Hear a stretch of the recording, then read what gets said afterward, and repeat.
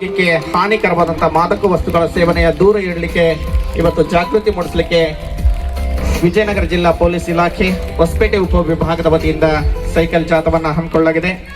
ಇದನ್ನ ವಿಜಯನಗರ ಜಿಲ್ಲೆಯ ಹೆಮ್ಮೆಯ ಮಾನ್ಯ ಪೊಲೀಸ್ ಡಾಕ್ಟರ್ ಸಾಲಿಯಾ ಸರ್ ಅವರು, ವೆಂಕಟೇಶ್ ಸರ್ ಅವರು ಎಲ್ಲರೂ ಕೂಡ your social life, everything will be affected by this NDPS substance. So ಇದು ಮಾದಕ ವಸ್ತುಗಳ ಸೇವನೆಯಿಂದ ದೂರ ಇರಿ ಅನ್ನೋದೇ ಈ ಜಾಥಾದ ಮುಖ್ಯ ಉದ್ದೇಶ.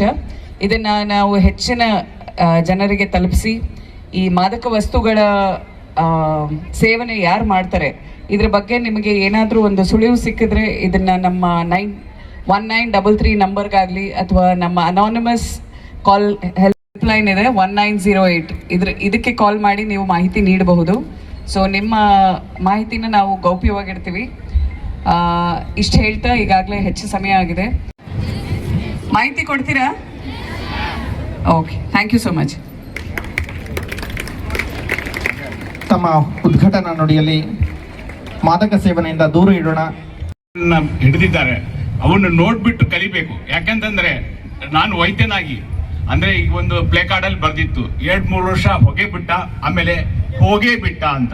ಸುಮಾರು ಜನ ನನ್ನ ಮುಂದೆನೇ ಹೋದ್ರು, ಸಣ್ಣ ಮಕ್ಕಳು ಹೋದ್ರು. ಸೊ ನನಗೆ ಬೇಜಾರಾಗ್ತದೆ. ಯಾಕಂತಂದ್ರೆ ನಾನು ಒಂದು ಹಳ್ಳಿಯಿಂದ ನೋಡಿದಾಗ ನಮಗೆ ಬರೀ ಅಲ್ಲಿ ಡ್ರಗ್ಸ್ ಸಿಗ್ತದಂತೆ, ಬೆಂಗಳೂರಲ್ಲಿ ಸಿಗ್ತದೆ, ಡೆಲ್ಲಿಯಲ್ಲಿ ಸಿಗ್ತದೆ. ಹಾಗೆ ಹೆಚ್ಚುವರಿ ಪೊಲೀಸ್ ಅಧೀಕ್ಷಕರು ಮಾನ್ಯ ಡಿವೈಎಸ್ಪಿ ಅವರು ರೆಡಿ. ಈಗ ಆರಂಭ ಆಗ್ತದೆ. ನಿಮ್ಮೆಲ್ಲರ ಚಿತ್ತ ಇದೀಗ ಶುಭ ಚಾಲನೆ ಅಂತ ರೆಡಿ. 1, 2, 3 ಆರಂಭ ಆಗಲಿ ಜಾಥಾ. ನಾವೆಲ್ಲರೂ ಕೂಡ ಮೂಡಿಸೋಣ. ಇಂಥ ವಿಶಿಷ್ಟ ಕಾರ್ಯಕ್ರಮ ಆಯೋಜಿಸಿರುವಂತಹ ವಿಜಯನಗರ ಜಿಲ್ಲಾ ಪೊಲೀಸ್ ಇಲಾಖೆಗೆ ನಮ್ಮದೊಂದು ಹೆಮ್ಮೆಯ ಅಭಿನಂದನೆಗಳು. ಇದು ಜಾಥಾ ಜಾಗೃತಿ ಮೂಡಿಸುವಂತ ಕಾರ್ಯಕ್ರಮ. ನಿಧಾನಕ್ಕೆ ಹೋಗ್ಬೇಕು. ಎಲ್ಲ ವಿದ್ಯಾರ್ಥಿಗಳಲ್ಲಿ ಪುಟಾಣಿಗಳಲ್ಲಿ ವಿನಂತಿ ಮಾಡ್ತೇವೆ, ನಿಧಾನಕ್ಕೆ ಹೋಗ್ಬೇಕು, ನಿಧಾನಕ್ಕೆ ಸೈಕಲ್ ನಡೆಸಬೇಕು. ದಿನಾಚರಣೆಯನ್ನು ನಾವು ವಿಜಯನಗರ ಜಿಲ್ಲೆಯಲ್ಲಿ ಆಚರಿಸ್ತಾ ಇದ್ದೀವಿ. ಈ ದಿನ ನಾವು ಸೈಕ್ಲಥಾನ್ ಮೂಲಕ ಎಲ್ಲ ಶಾಲಾ ಕಾಲೇಜ್ ಮಕ್ಕಳಲ್ಲಿ ಮಾದಕ ವಸ್ತುಗಳ ದುಷ್ಪರಿಣಾಮಗಳನ್ನು ಜಾಗೃತಿ ಮೂಡಿಸುವ ಸಲುವಾಗಿ ಈ ಒಂದು ಜಾಥಾ ಹಮ್ಮಿಕೊಂಡಿದ್ದೀವಿ.